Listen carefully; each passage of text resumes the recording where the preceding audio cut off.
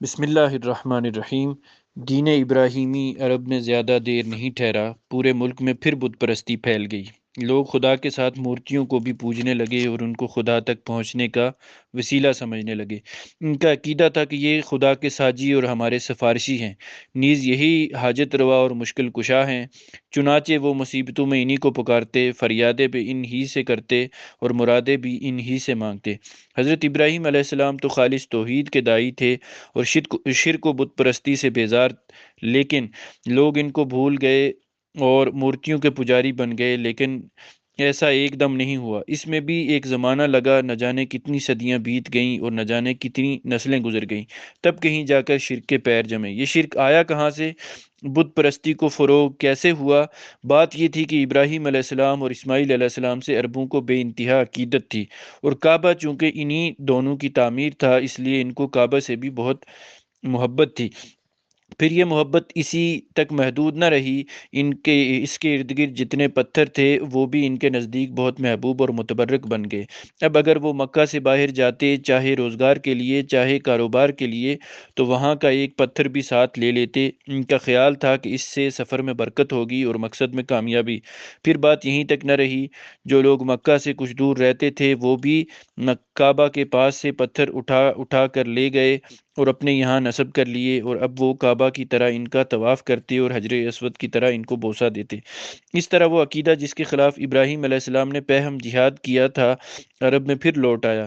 پھر ایک بات اور تھی جس کی وجہ سے یہ عقیدہ اور تیزی سے پھیلا۔ آتش فشاں پہاڑ پھٹتے تو لاوے کی شکل میں جو پتھر نکلتے، ان کے بارے میں تصور یہ تھا کہ یہ ٹوٹے ہوئے تارے ہیں جو آسمان سے زمین میں آ گئے ہیں، اور یہیں سے وہ پتھر مقدس سمجھے جانے، کیونکہ بعض قومیں تاروں کی عظمت کی قائل تھیں، اس لیے ان میں خلاق عالم کی قدرت کا اس لیے کہ ان میں خلاق عالم کی قدرت کا جلوہ تھا، اس کی طاقت اور عظمت کا پرتو تھا۔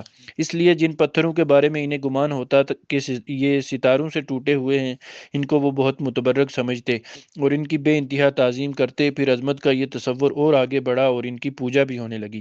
نسلوں پر نسلیں گزرتی رہیں، یہاں تک کہ یہ عقیدہ بالکل پختہ ہو گیا۔ چنانچہ اب کوئی بھی پتھر مل جاتا جو خوبصورت اور سڈول ہوتا، یا جس کی ساخت میں کچھ نیا پن ہوتا، یا جو کسی مخلوق کی شکل سے مشابہ ہوتا، تو اس کی عظمت ان کے دل میں بیٹھ جاتی اور وہ اس کو پوجنے لگتے۔ پھر وہ ایک اور قدم آگے بڑھے، یعنی اب وہ پتھروں کو خود تراشتے، خود اپنی پسند کے مجسمے بناتے اور جس بزرگ یا دیوتا سے چاہتے انہیں منسوب کر دیتے، نیز جو دل چاہتا ان کے نام رکھ لیتے۔ پھر ان کو ایک جگہ نصب کر کے انہیں پوجنا شروع کر دیتے۔ عقیدت و محبت میں ان پر نذرانے چڑھاتے اور ان کے نام پر منتیں مانگتے۔ مکہ میں سب سے پہلا بت جو داخل ہوا اور پھر صحن کعبہ میں نصب ہوا، وہ ہبل تھا۔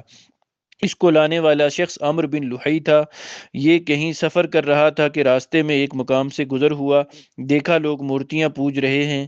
اس کو یہ منظر بہت بھلا معلوم ہوا، چنانچہ اس نے کہا کہ ایک مورتی ہمیں بھی دے دو، ہم اپنے یہاں لے جائیں گے اور ہم بھی اس کی پوجا کریں گے۔ اس پر لوگ بخوشی تیار ہو گئے۔ وہ مورتی لے کر مکہ آ گیا۔ پھر رفتہ رفتہ کعبہ میں اور مورتیاں آئیں، ان میں دو مشہور مورتیاں اصاف اور نائلہ بھی تھیں۔ یہ چاہے زمزم پر نصب تھیں، کیونکہ اس وقت وہ بالکل پٹ چکا تھا، بہت سے لوگ اس کے نام تک سے ناآشنا تھے۔ پھر یہی نہیں، بیشتر قبیلوں کی اپنی اپنی مورتیاں بھی تھیں جو ادھر ادھر مختلف علاقوں میں نصب تھی۔ عزا یہ قریش کی سب سے بڑی مورتی تھی۔ لات طائف میں ایک قبیلہ تھا ثقیف، یہ اس کی مورتی تھی۔ منات مدینہ میں دو مشہور قبیلے تھے، اوس اور خزرج، یہ ان کی مورتی تھی۔ اس کے علاوہ اور بھی بہت سی مورتیاں تھیں۔ یہ وہی گھر تھا جسے ابراہیم علیہ السلام اور اسماعیل علیہ السلام نے اپنے مقدس ہاتھوں سے بنایا تھا، بڑی آرزوؤں اور تمناؤں سے بنایا تھا، جس کے بنانے میں اپنا خون پسینہ ایک کیا تھا۔ کیوں؟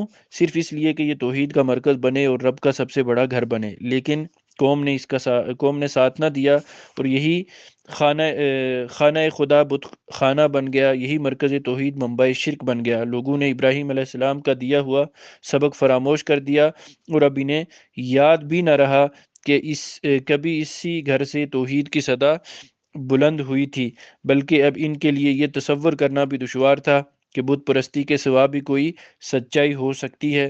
جس باپ نے بتوں کے خلاف بغاوت کر کے پوری قوم کی دشمنی مول لی تھی، اب اسی باپ کی اولاد بتوں کی پاسبان بنی ہوئی تھی۔